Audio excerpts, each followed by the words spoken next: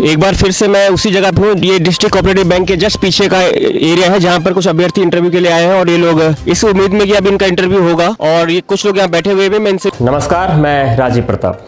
अभी हाल ही में उत्तराखंड के डिस्ट्रिक्ट कोऑपरेटिव बैंकों में 4th क्लास की भर्ती का आयोजन हुआ, जिसमें कि साक्षात्कार के बाद ही अभ्यर्थियों को फाइनल सिलेक्शन दिया जाएगा।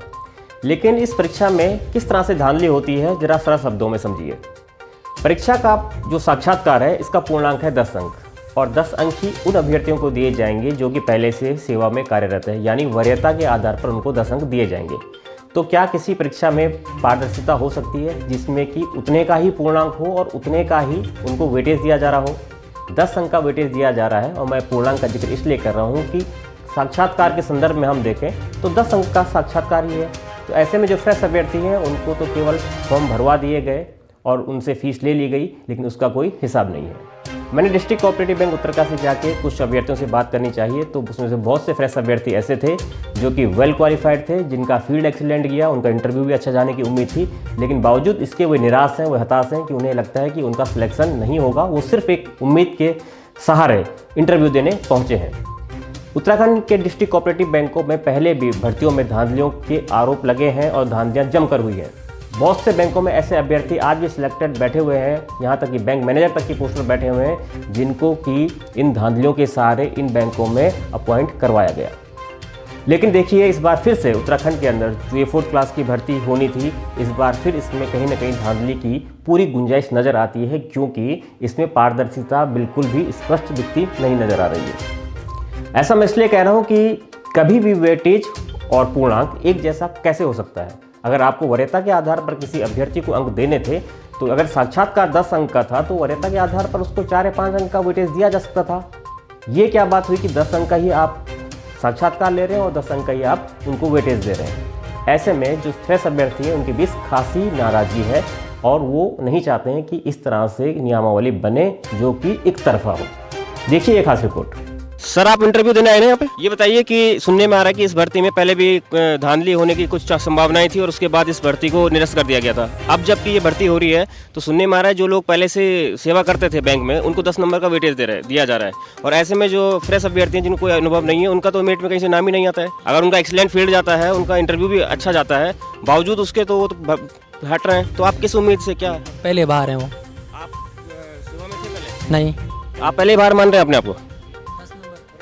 फॉर्मेलिटी है, तो ये फॉर्मेलिटी क्यों कर रहे हैं आप लोग, बताइए ना। अब जब 1000 रुपये खर्च कर रखे तो 1000 रुपये खर्च कर रखे, एक उम्मीद है आप लोगों को कि क्या पता हो जाए, हमारा नाम आ जाए। तो आप लोग कुछ ये बताइए, आपके अंदर आशा है, लेकिन आप इसका वो क्यों नहीं कर रहे हैं कि अगर नियमावली बनाई गई थी तो पहले इस तरीके से बनाती कि सब लोगों को भरने का मौका मिलता, पैसे तो सबसे ले लिए, लेकिन फ़र्क तो वहीं आ गया ना। फ़र्क वहाँ पे आ जाता है जहाँ पर उनको 10 नंबर मिल रहे हैं। चलिए मान के चलते उनके साथ वो नहीं होगा, लेकिन जो बाकी के लोग हैं जिनसे फीस ली गई है, ये पैसा जो गया है सरकार के खजाने में गया है, इसका कोई हिसाब है? ये तो सारे बच्चे कह रहे हैं कि हम लोग तो पहली बार हो गए। हाँ सर, आप बताइए ना कि ऐसी परीक्षाओं पर, ऐसे इंटरव्यू का क्या मकसद है जिसमें कि बच्चे बैठे हैं उम्मीद के सारे, उन्होंने पहले बोलते हम बाहर हैं, पता नहीं कहाँ से लोग आए हैं। और इसमें हम क्या कह सकते हैं सर? अच्छा, इतने कितने लोग हैं यहाँ पे जो सर्विसमैन हैं, जो पहले सर्विस कर चुके हैं बैंक में? कोई उनका ऑलरेडी से मतलब ऐसा सुनने में आ रहा है, उनका अलग ही से चल रहा मतलब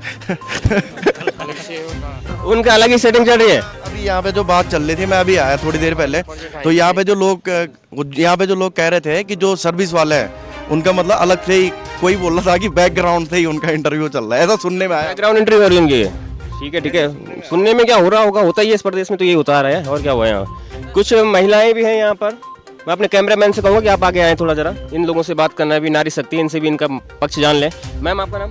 बबीता राम। बबीता जी, आपका क्या है इस इंटरव्यू को लेके? मतलब जो इंटरव्यू हो रहा है ये निष्पक्ष हो रहा है या कुछ इसमें आपको कुछ सर मुझे नहीं पता। आपको नहीं पता? चलिए ठीक है। मैम, आपका नाम? मेरा नाम नीता। जी, तो क्या है इस इंटरव्यू को लेके आपके मन में चल रहा है? सर कुछ नहीं है, उम्मीद है सर। बस एक उम्मीद के साथ हैं कि क्या पता हो जाए, बस नौकरी मिल जाए।